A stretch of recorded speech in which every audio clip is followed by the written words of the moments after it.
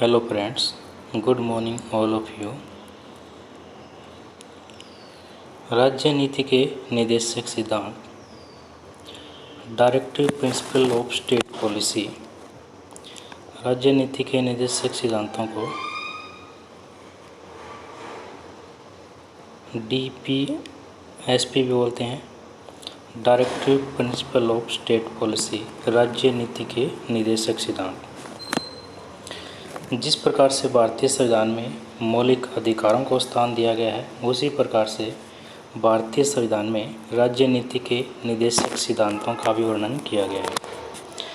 राज्य नीति के निर्देशक सिद्धांत भारतीय संविधान के भाग 4 अनुच्छेद 36 से 51 में दिए गए हैं। भारतीय संविधान के भाग 4 अनुच्छेद 36 से 51 तक राज्य नीति के निर्देशक सिद्धांतों का जिक्र किया गया है। राज्य नीति के निर्देशक सिद्धांत हमने आयरलैंड के संविधान से लिए हैं। भारतीय संविधान में आयरलैंड के संविधान से राज्य नीति के निर्देशक सिद्धांतों को जोड़ा गया है। राज्य नीति के निर्देशक सिद्धांतों को एक प्रकार से सामाजिक व आर्थिक न्याय का प्रतीक कहा जाता है, क्योंकि DPSP में समाज में जो भेदभाव है उसको समाप्त करना, आर्थिक विषमता को समाप्त करना, ऐसे अनुच्छेदों का इसमें प्रावधान किया गया है।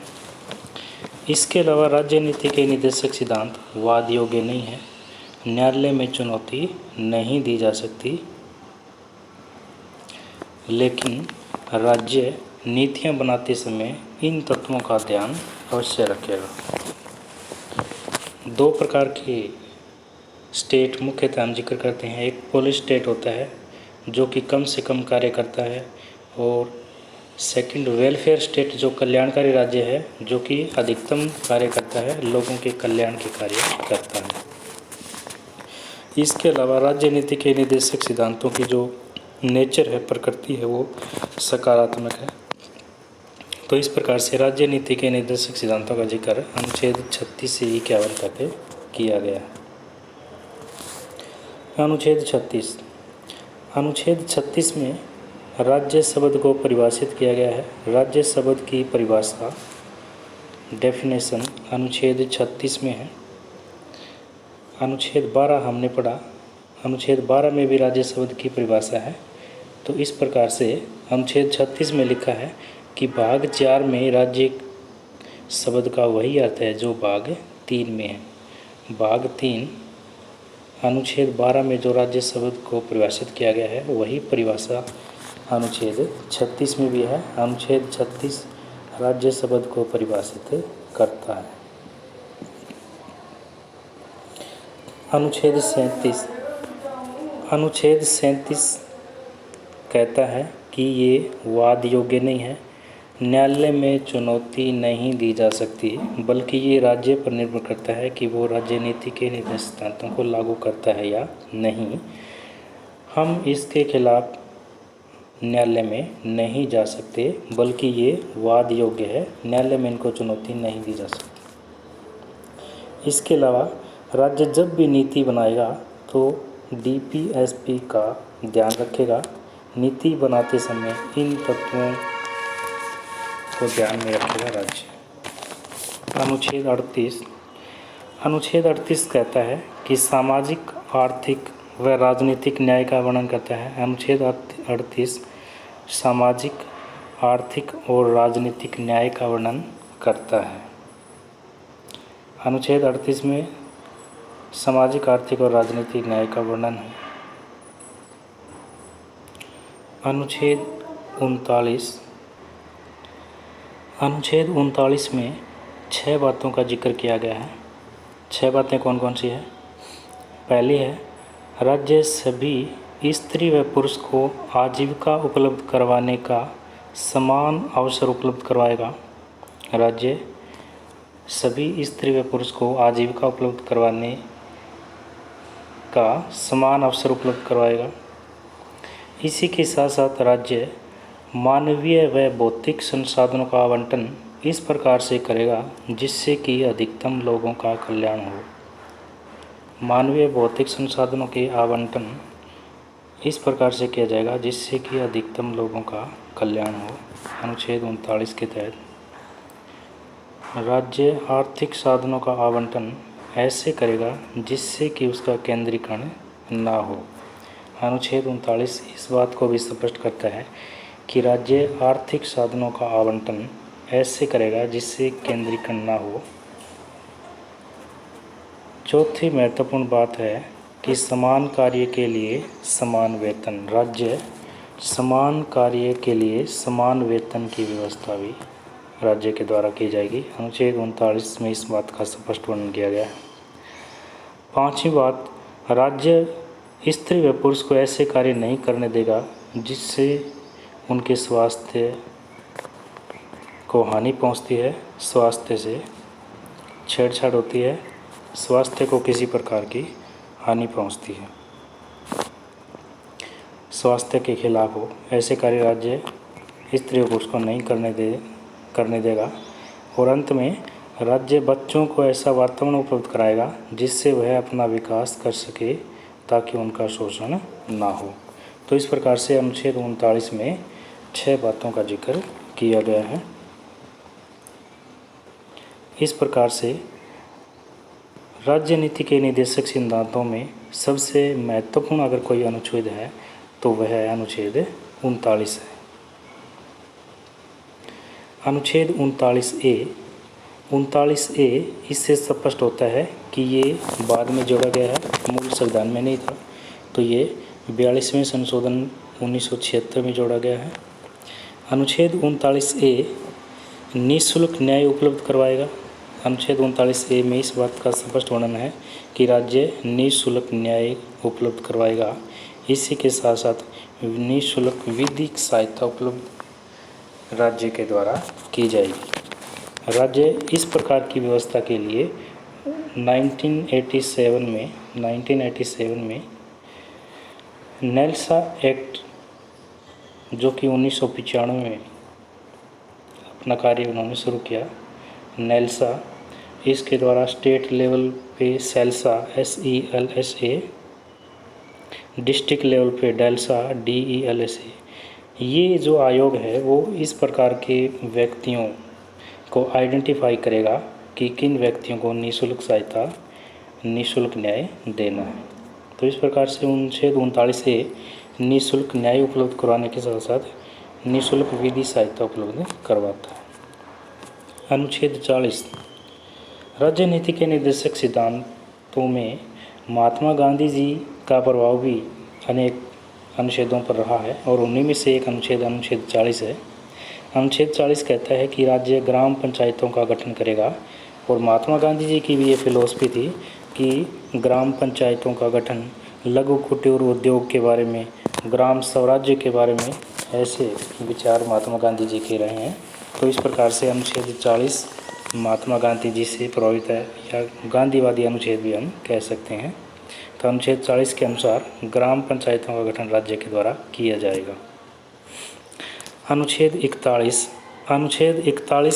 कहता है कि राज्य सभी लोगों को काम, शिक्षा व लोक सहायता देगा। राज्य सभी नागरिकों को काम उपलब्ध करवाएगा, उनको शिक्षा देगा, उनको लोक सहायता देगा। लोक सहायता किन व्यक्तियों को उपलब्ध कराई जाएगी? जो कि बुजुर्ग हैं, जो व्यक्ति बीमार है, जो बेगार यानी कि जिनके पास कोई कार्य नहीं है, बेगार, जो दिव्यांग है, इन व्यक्तियों को लोक सहायता राज्य के द्वारा उपलब्ध करवाई जाएगी। तो अनुच्छेद 41 स्पष्ट करता है कि राज्य सभी लोगों को काम, शिक्षा और लोक सहायता उपलब्ध करवाएगा। अनुच्छेद 42 कहता है कि मानवोचित दशा, व्यक्ति को मानवोचित दशा उपलब्ध करवाएगा। इसी के साथ साथ प्रसूति सहायता उपलब्ध करवाने का कार्य भी राज्य का है। राज्य गर्भवती महिलाओं को प्रसूति सहायता उपलब्ध करवाएगा और काम की जो उचित दशा है, मानवोचित दशा है, यह उपलब्ध करवाने का कर्तव्य भी राज्य का है, जिसका वर्णन अनुच्छेद 42 में किया गया है।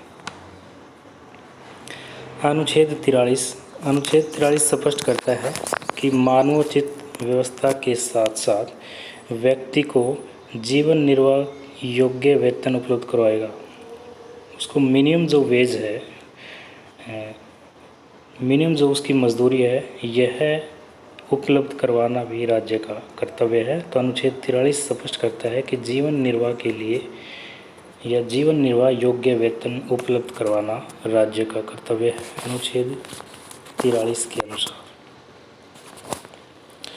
अनुच्छेद 43A यानी कि ये बाद में जोड़ा गया है, मूल संविधान में नहीं था। अनुच्छेद 43A स्पष्ट करता है कि राज्य उद्योगों के प्रबंधन में कार्मिकों की भागीदारी सुनिश्चित करेगा। राज्य जब उद्योगों के प्रबंधन किया जाएगा, स्टेब्लिश उनको किया जाएगा, तो उनमें कार्मिकों की भागीदारी भी सुनिश्चित की जाएगी, अनुच्छेद 43A के अनुसार। अनुच्छेद 43B 97वें संशोधन 2012 में जोड़ा गया है। अनुच्छेद 43B कहता है कि राज्य सहकारी संस्था को बढ़ावा देगा। कोऑपरेटिव जो संस्थाएं हैं, सहकारी जो संस्थाएं हैं, उसको बढ़ावा देने का कार्य भी राज्य के द्वारा किया जाएगा, अनुच्छेद 43B के अनुसार। अनुच्छेद 43B राज्य सहकारी संस्था को बढ़ावा देने का कार्य करता है। ये 97वें संशोधन 2012 में अनुच्छेद 43B जोड़ा गया है।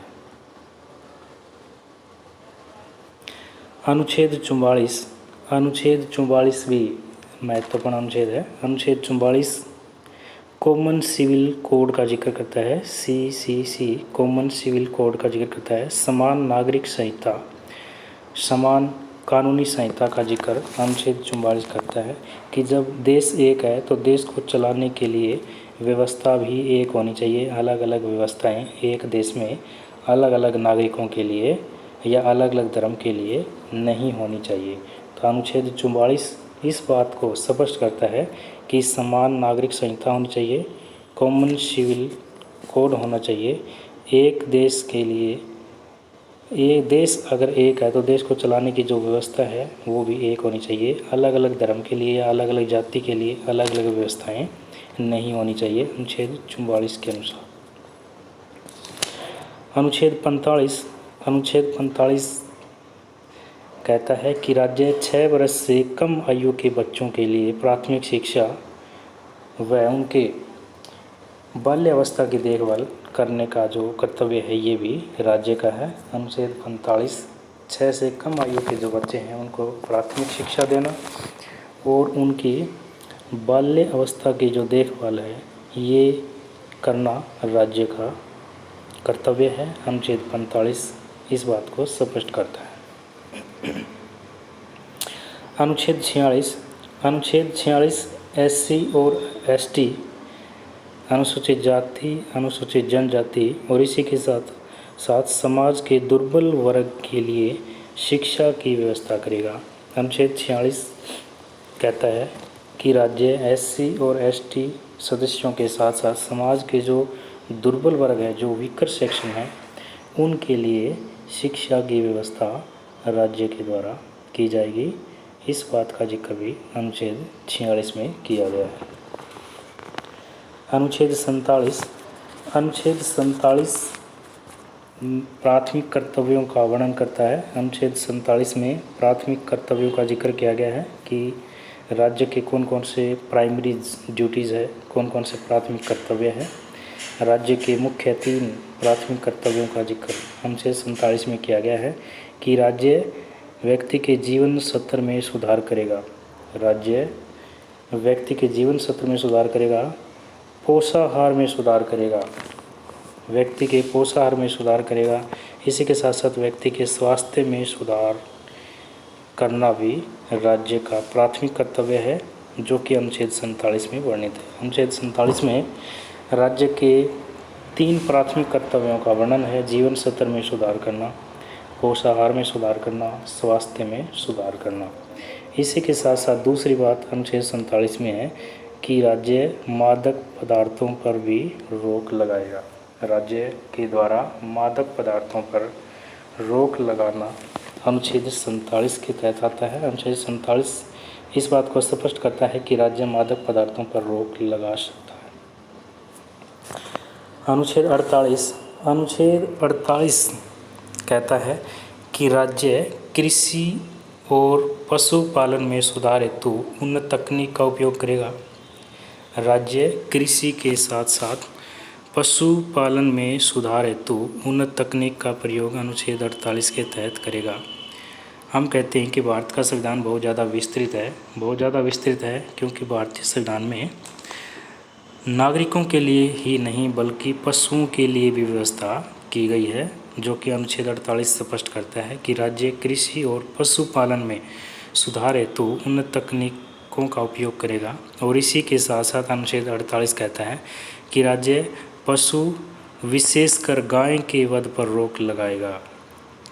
राज्य पशुओं विशेषकर गाय के वध पर रोक लगाता है अनुच्छेद 48 के तहत। तो इस प्रकार से भारत का संविधान बहुत ज़्यादा विस्तृत संविधान है क्योंकि इसमें नागरिकों के, मनुष्यों के साथ साथ पशुओं के लिए भी प्रावधान किया गया है।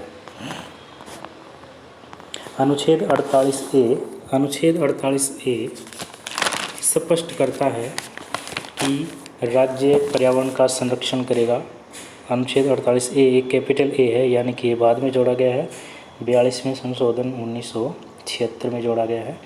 तो अनुच्छेद 48A कहता है कि राज्य पर्यावरण का संरक्षण करेगा और इसी के साथ साथ वह वन्य जीवों की रक्षा भी करेगा। अनुच्छेद 48A के तहत राज्य का ये भी कर्तव्य है कि वो पर्यावरण का संरक्षण प्रदान करेगा। वन्य जीवों की रक्षा करना भी राज्य का कर्तव्य है अनुच्छेद 48A के अनुसार। अनुच्छेद 49 राष्ट्रीय जो स्मारक हैं उनसे संबंधित है। राष्ट्रीय महत्व के जो हमारे हेरिटेज है, जो स्मारक हैं, उनको संरक्षण प्रदान भी राज्य के द्वारा किया जाएगा। ये भी राज्य का कर्तव्य है कि वो उनको संरक्षण प्रदान करे। जो हेरिटेज है, जो हमारे जो स्मारक हैं, उनको संरक्षण प्रदान करने के लिए जो पुरातत्व विभाग होता है, पुरातत्व विभाग इनका संरक्षण देता है, प्रोटेक्शन देता है। तो इस बात का जिक्र भी अनुच्छेद 49 में किया गया है कि राष्ट्रीय महत्व के जितने भी हमारे जो हेरिटेज हैं उनका संरक्षण करना भी राज्य का कर्तव्य है अनुच्छेद 49 के तहत। अनुच्छेद 50 कहता है कि कार्यपालिका और न्यायपालिका को अलग अलग करेगा। अनुच्छेद 50 के अकॉर्डिंग कार्यपालिका और न्यायपालिका को अलग अलग किया गया है अनुच्छेद 50 में।